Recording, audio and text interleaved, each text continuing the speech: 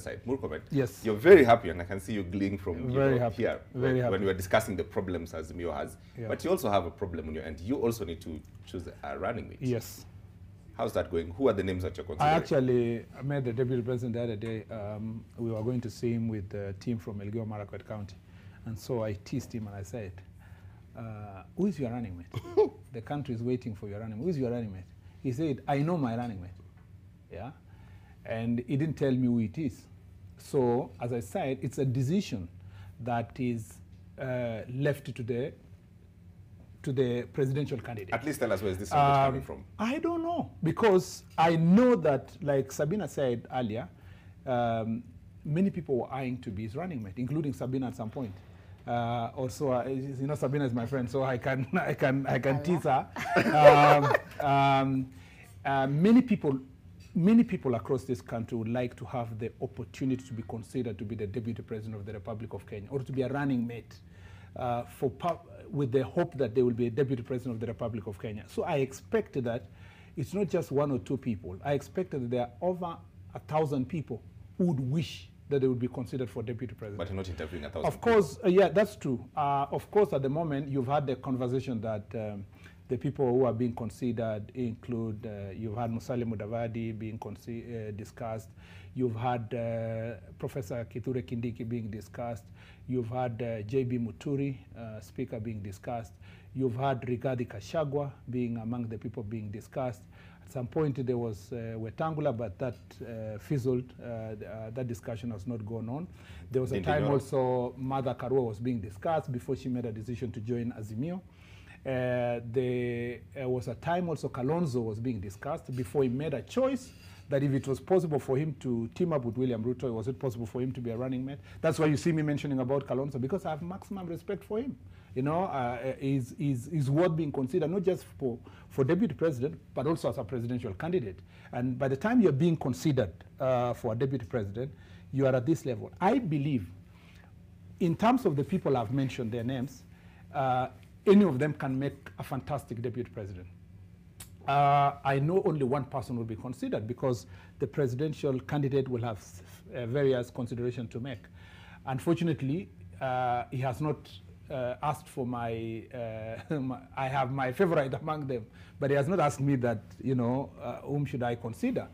I also see, from my observation and working with the deputy president, I see that he has adopted the mechanism of consulting widely. I see him often calling religious leaders, talk to them, and some of the religious leaders I've talked to have told me one of the things the DP wanted to know is generally whom they would consider for deputy. Okay, he has talked to political leaders, he has talked to various people, but all these conversations have remained within the circles of his personal decision.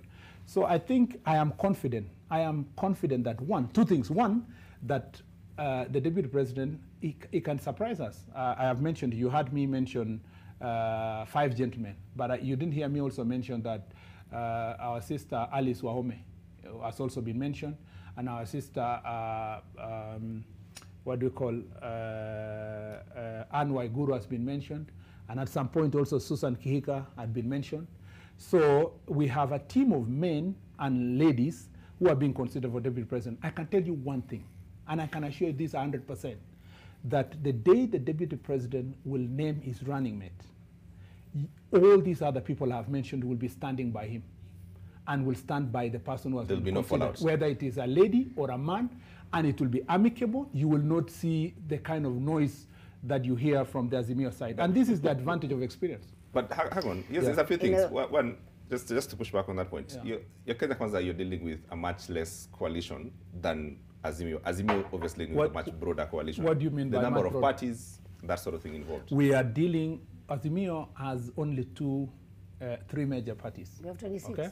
We have 3 major parties. What do you mean 3 major Azimio parties? has only, when you say major party, what's the difference between a major party and a less major Azimio party? has ODM, yeah. The second party that Azimio has is Wiper, and Azimio has a smaller faction of Jubilee, which is with the old Jubilee, now a small thing of it, something that cannot even do nominations. Now, major parties in Azimio actually is ODM and Wiper. Okay. What about those are the people who can say they have a greater stake. Okay. In Kenya Kwanza, the founding parties were UDA, Ford Kenya, and ANC. But of course, we have been joined by many other parties, just like our colleagues here. At least for our parties, they were independent. But most of our colleagues here, the president organized for small parties to be formed. You know, divide Ford Kenya and call it DAP. Get another one here, call it something, and they conglomerate together. But in reality, there are three major parties that are in that side. For us, we have the old party called DP. It's also come to our side. We have a new party. And that's a major party. Yeah, of course, a big party. What do you mean? Okay. I just wanted to say that. Do you know who the Speaker of the National Assembly is? Yeah? You have parties like Jibebe. You have CCK for Moses Korea. You have all these many other parties. Major parties. But what's important for us is that you have an organized team. You know, for us, it's a coalition of the willing. And over time, this coalition has gelled. No duress, no undue influence, no being forced to using taxes and all that kind of thing. So because of that, we have developed and grown organically. But you can see the jostling on this other side is because it's a forced marriage. Okay, Sabina. It's abusive forced marriage. Here's the thing. You see, supposing, as we move this forward, supposing this committee and this decision, obviously we're seeing Wiper is not happy with it. Some of the members are not happy with it. Supposing this process in the next, less than 10 days, ends up acrimonious. I would not say that the other people are not happy. And he's here. He's unhappy. He's a major party of Wiper. That is Wiper, which is, by the way, we respect them. And I've told you they are part and parcel of the decision and also part of the panel. They have their person there. If they were not happy and they were not part of it, they would not have agreed even to send somebody in the panel. You see, truth be told, you see, it's interesting how Murkomen seems to know about us. And by the way, even now, I'm suspicious. What is the interest with Kalonzo Musyoka? Himself here, he doesn't even know who is going to be the running mate.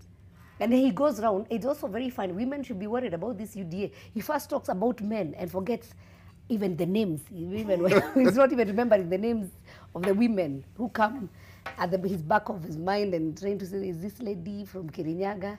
Even Susan, they even does like this. Nakuru was somehow considered. You can see how you're now becoming a mind reader. You can see. With all due respect, I didn't say that. You see, they read the body language. I'm also reading.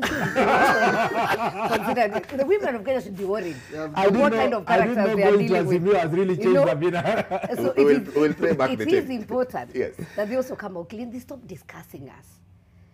And allow you to put your house in order. We have even that Kenya. You're even saying that Kenya is a small faction of Jubilee. You see, at the end of the day, we have started a process that they admire. They don't know how they can be able, they can't copy us. And so they want to spoil. All I can assure you is, if their own deputy president appeared before Mudama and Veronica Maina for an interview to become a president, here we have some respected senior people.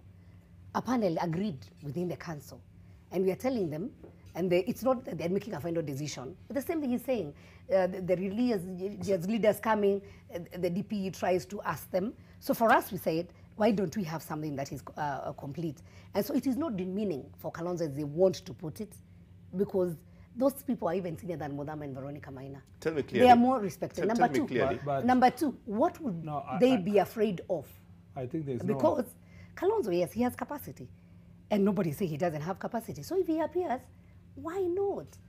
Supposing he does not. Sabina's interview. It's a personal decision. I'm not part of the interview. I'm not part of the panel. Okay. Supposing he does not, then what happens? It's his own personal decision, and I would not really want to give ultimatum because, again, I'm not the presidential candidate. Correct. The decision finally will be made by the presidential candidate. He only said the same thing that happens even within in America and other places, where there's a team that sits down, analyzes, sees the positives and negatives. What do we need to do?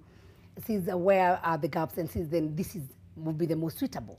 candidate. Maybe the candidate will be thinking, yeah, because I'm a man, I need a woman. But maybe the candidate, for example, for instance, with a man, would be maybe a young man who is followed by both women and young people, but the elderly and whatever. So you look at who would bring that group that you do not have.